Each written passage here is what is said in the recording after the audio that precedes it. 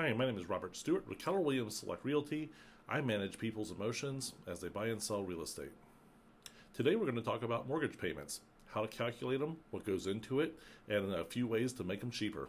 So the things that go into a mortgage payment are your principal balance, your interest rate, the taxes, your insurance, and then a pesky little thing called mortgage insurance, which we'll cover at the end of the video. The principal balance is how much you owe on the property after you make your down payment. So for this example, we're going to look at a $500,000 home, $500,000. If you put down 5%, which is a small down payment, it's for a conventional loan, you're looking at $25,000 down. So a $500,000 home, you put $25,000 down on it, that leaves you with a principal balance of $475,000. Now, at today's interest rates, early January 2024, that's about 6.5% are where my clients are locking right now. Your principal and interest payment is going to be around $3,000 a month. Now, for comparison, if we did this a couple of years ago when interest rates were 3%, that $475,000 loan would cost $2,000 a month. Now at 6.5%, it costs $3,000 a month. I know. And now we get to tack on taxes and insurance, which is fun. So for this example, in our $500,000 home, let's say taxes are $6,000 a year.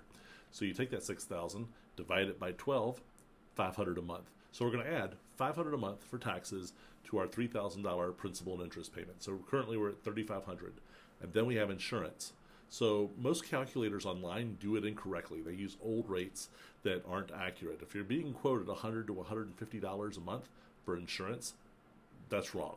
So my friend Dash Leander, who owns an insurance company, said, for your clients, figure on $250 a month for homeowners insurance. So if we take that $250 plus the $500 for taxes plus the $3,000, that gives us a total of $3,750 a month for a monthly payment.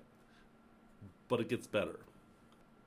Remember, you only put 5% down, so now we have to also tack on private mortgage insurance, PMI. So the rate of PMI is on the original principal balance, and it runs between as low as 0.5% to as high as 2%, and it's determined by your credit score. If you have a great credit score, you're going to get a very low rate for your PMI, and if your credit is a little rough, it can be very high. Let's say you have average credit, about a 720 credit score.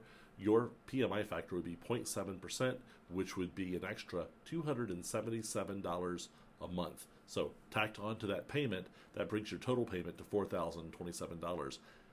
And now you see why the housing market is a little slow right now, is because these high interest rates produce higher payments, affordability goes down, and that's why we're at where we're at. Now, rates are steadily coming down. We've got a commitment from the Fed to move the rate down 4 times over the next year, which is really good news. The bad news for home buyers is when those rates hit, you're going to be in the market with everyone else buying homes at inflated prices, just like pre-COVID. The good news is we have lots of tools to make this easier. We have ways of buying down interest rates. We have ways of buying out mortgage insurance. All these different techniques that can be used to produce a lower payment in a way that's going to treat you very well financially. Now, remember, if you put 20% down on a house, you don't have a PMI issue. This is only for down payments less than 20%, and there's even ways of getting out of PMI for people that put down less than 20% as well. All in all, that's how you calculate a monthly payment, your principal and interest, taxes, insurance, and maybe private mortgage insurance or PMI. Thanks for watching.